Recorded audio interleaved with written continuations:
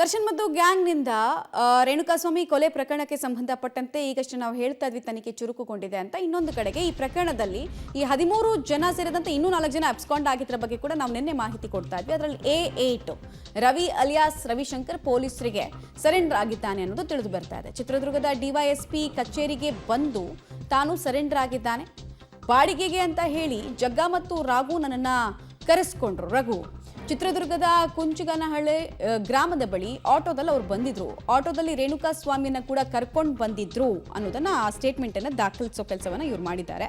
ಹಾಗೆ ಕುಂಚಗನಹಳ್ಳಿ ಬಳಿ ರೇಣುಕಾಸ್ವಾಮಿಯನ್ನ ಕಾರ್ ಹತ್ತಿಸಿದ್ರು. ಫಸ್ಟ್ ಆಟೋನ ತೆಗೆದುಕೊಂಡಿದ್ರು, ಆಟೋದಿಂದ ಕಾರ್ ಹತ್ತಿಸಿದ್ರು. ದರ್ಶನ್ ಭೇಟಿಗೆ ಅಂತ ಹೇಳಿ ಆತನನ್ನ ಕರ್ಕೊಂಡು ಬಂದಿದ್ರು ಅನ್ನೋ ಪ್ರೈಮರಿ ಒಂದಷ್ಟು ಡೀಟೇಲ್ಸ್ ಅನ್ನ ಕೊಡೋ ಕೆಲಸನ A8 ರವಿ ಮಾಡಿದ್ದಾನಂತೆ.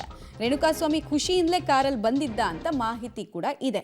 ಬಳಿಕ ಬೆಂಗಳೂರಿನ ಶೆಡ್ಗೆ ಕರ್ಕೊಂಡು ಹೋಗಿದ್ದಾರೆ ಅನ್ನೋ ಮಾಹಿತಿಯನ್ನು ಕೂಡ ಈ A8 ಪ್ರಕರಣದಲ್ಲಿ A8 ಆಗಿರುವಂತಹ ರವಿ ಪೊಲೀಸರ ಮುಂದೆ ಸ್ಟೇಟ್ಮೆಂಟನ್ನು ಕೊಟ್ಟಿದ್ದಾನೆ. ಈ ಸ್ಟೇಟ್ಮೆಂಟ್ಗಳನ್ನು ಮರುಪರಿಶೀಲನೆ ಮಾಡೋ ಕೆಲಸವನ್ನು ಕೂಡ ಪೊಲೀಸರು ಮಾಡ್ತಾರೆ. ಬಿಕಾಸ್ ಈಗಾಗಲೇ ತನಿಖೆಯಲ್ಲಿ ಅನೇಕ ಪುರಾವೆಗಳು ಸಿಕ್ಕಿದೆ. ಈತ ನಿಜ ಹೇಳ್ತಾ ಇದ್ದಾನಾ ಇಲ್ವಾ, ಈತನ ಪಾತ್ರ ಇಷ್ಟಕ್ಕೆ ಸೀಮಿತನಾ ಅಥವಾ ಇದಕ್ಕೂ ಮೀರಿ ಇದೆಯಾ, ಷಡ್ಯಂತ್ರದಲ್ಲಿ ಈತ ಕೂಡ ಭಾಗಿಯಾಗಿದ್ದಾನಾ, ಇದೆಲ್ಲವನ್ನು ಕೂಡ ಡೀಟೇಲ್ಡ್ ಆಗಿ ಇನ್ವೆಸ್ಟಿಗೇಟ್ ಮಾಡ್ತಾರೆ.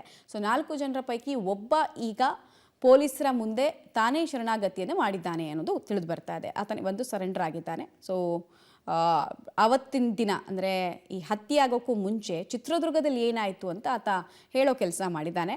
ರೇಣುಕಾಸ್ವಾಮಿ ಈತನ ಪ್ರಕಾರ ಖುಷಿಯಿಂದಲೇ ರಾಘು ಜೊತೆ ಇದ್ದ.